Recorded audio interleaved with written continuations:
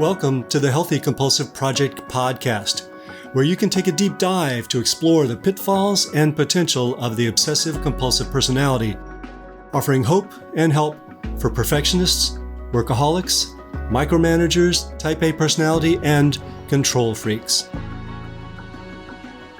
Hello everyone, Gary Trosclair here, psychotherapist, Jungian psychoanalyst, and author of the Healthy Compulsive Project book, blog, and podcast. Since it's Father's Month, I thought I'd share some thoughts about the challenges that perfectionist and compulsive fathers face. Their default tendencies of trying to get everything just right need adjustment if they aren't going to drive everyone in the family crazy. The challenges include working too much, becoming judgmental, resentful, or too accommodating, and prioritizing how we spend our time. I use the metaphor of an autoimmune disease that turns against the host, or in this case, against the father and the children. So join me for episode 91 of the Healthy Compulsive Project podcast, Navigating Challenges for the Perfectionist Father, from the horrific to the heroic. How good a father are you? I realize that this is a rude question and that it may make you uncomfortable. Sorry, but I want to use that discomfort to demonstrate something about being a father with perfectionist, compulsive, obsessive, or type A tendencies.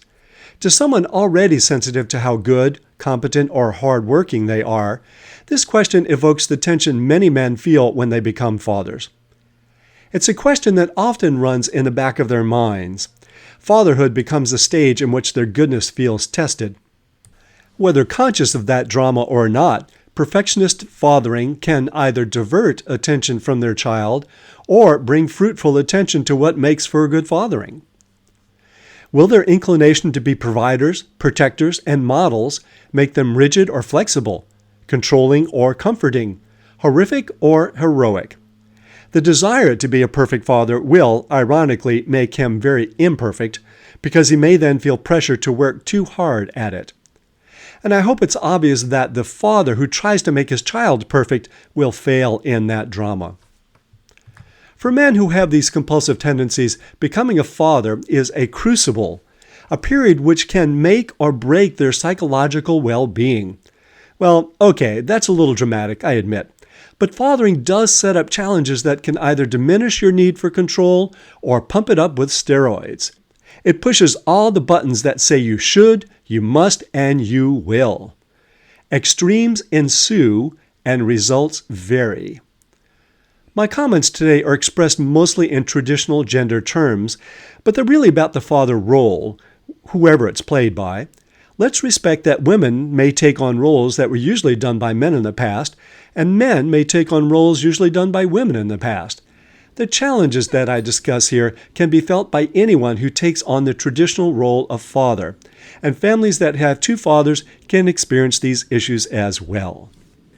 Think of perfectionism as an autoimmune disease. Rather than protect, the immune system turns against the self. It attacks the body rather than the disease. In fatherhood, compulsive or perfectionistic tendencies, which could be protective, instead attack the father or the child rather than helping with the challenges of raising children. When the father feels he needs to be perfect, he may become rigid, more demanding, and more insensitive to any suffering he causes. So, the overarching challenge is to take the energy that turns against the father or child and use it for its original purpose, protecting them and nurturing them, rather than turning against them.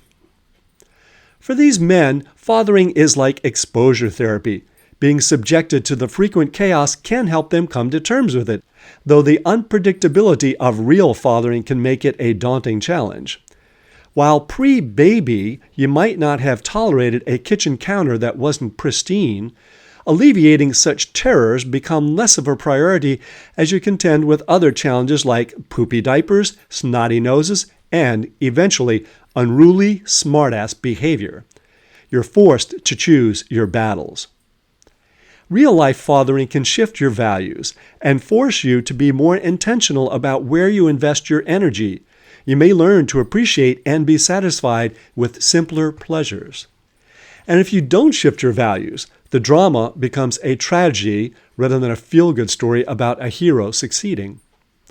Your compulsion to do the, quote, right thing can feel so pressing that it may propel you to horrific stances regarding your children. If a father is insecure about himself in general, he may feel the need to prove what a good father he is by providing, protecting, and enforcing rules to a dangerous degree, or by trying to construct a perfect child. For those of you whose fathers were in the horrific category, my comments today are not intended to let them off the hook. They're intended to help you understand what motivated their behavior, so that at least you won't feel that it was because you weren't lovable.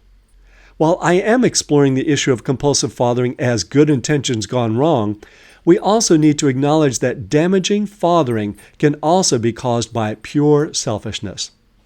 The most obvious tendency of new fathers, well supported by research, is the tendency to work more hours in order to provide financially for the family. Of course, they never ask the baby how they feel about this, but put a newborn into the arms of a previously chill guy, and now you've got a money-seeking, overprotective, driven father who just might go overboard in trying to make the world a safe and comfortable place for his child by earning more money.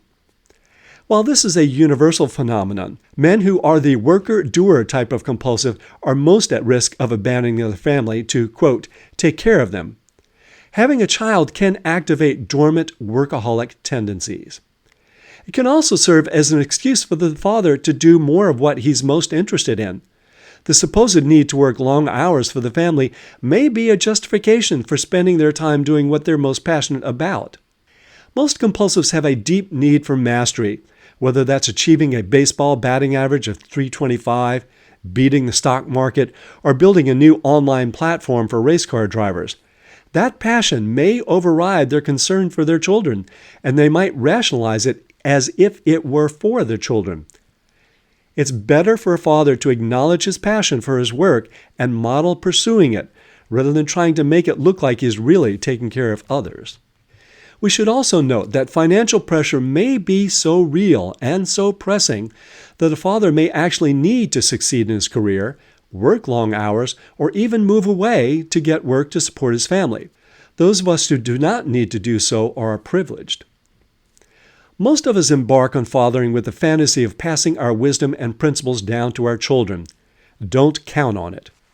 While there are rare cases in which the child happens to be very much like the father and soaks up everything he has to say, most children need to find their own way.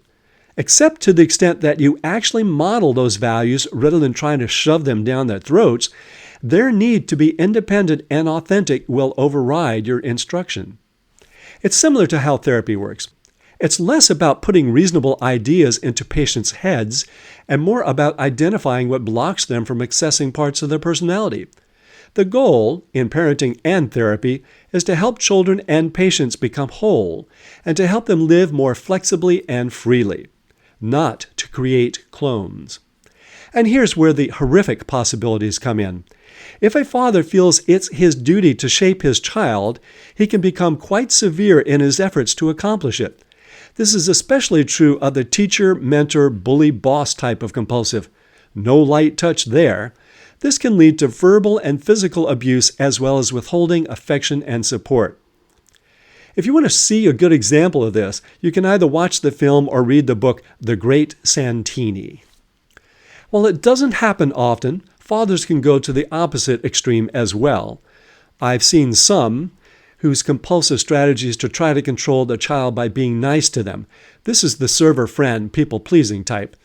They might give them whatever they want, do whatever they want, thinking that this is the way to help them cultivate confidence. Not to mention that it bypasses the difficult challenges of saying no, but it's really just another way of trying to be perfect. This tendency can lead the child to assume that they have the right to control everyone and everything around them, and that's not setting them up for real life.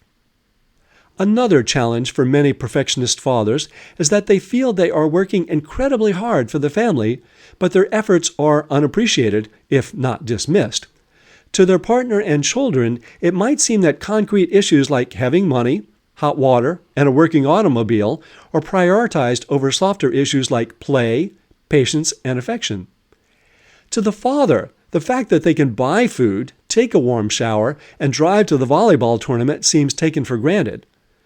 They may feel pressure to take care of these things, whether it makes them popular or not, because if they don't do it, it won't get done.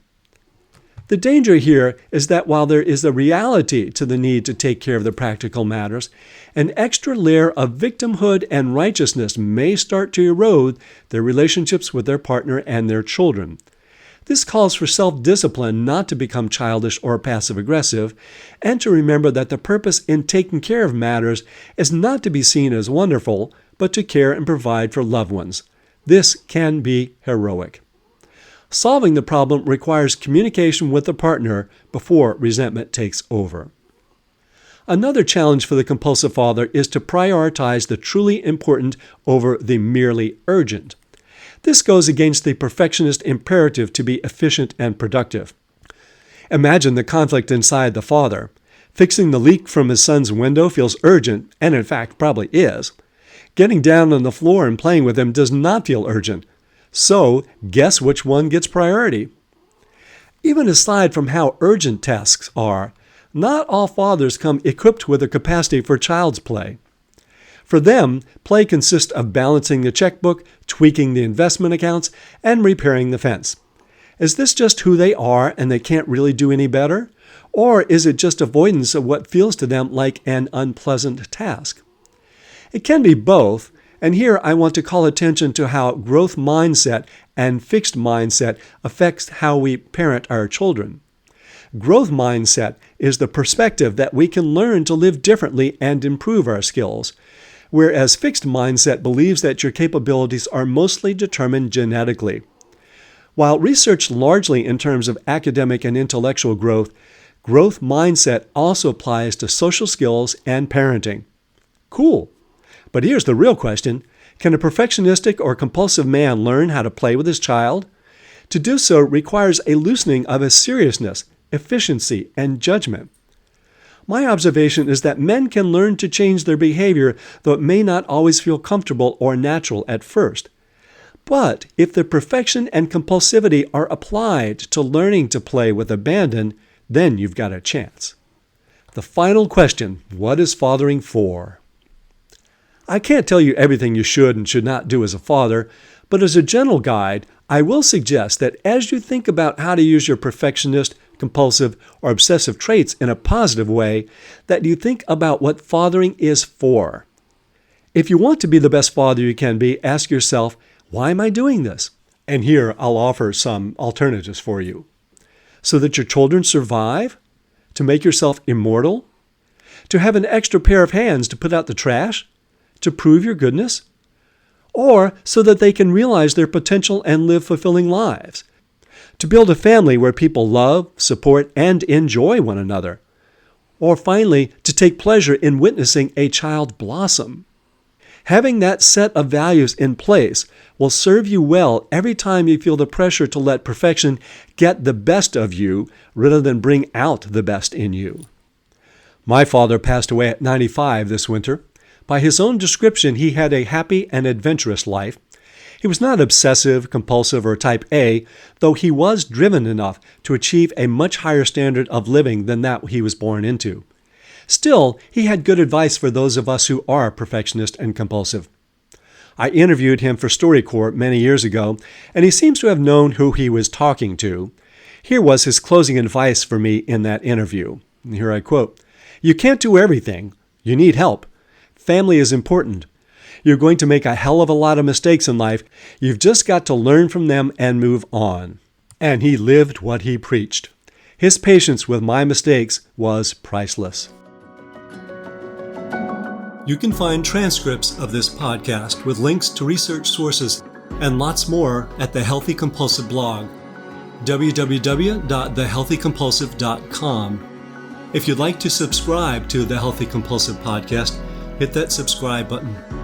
And for a thorough guide to cultivating the positive potential of the compulsive personality, find my book on Amazon, The Healthy Compulsive, Healing Obsessive-Compulsive Personality Disorder and Taking the Wheel of the Driven Personality.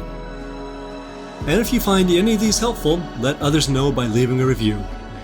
Till next time. Enjoy the drive.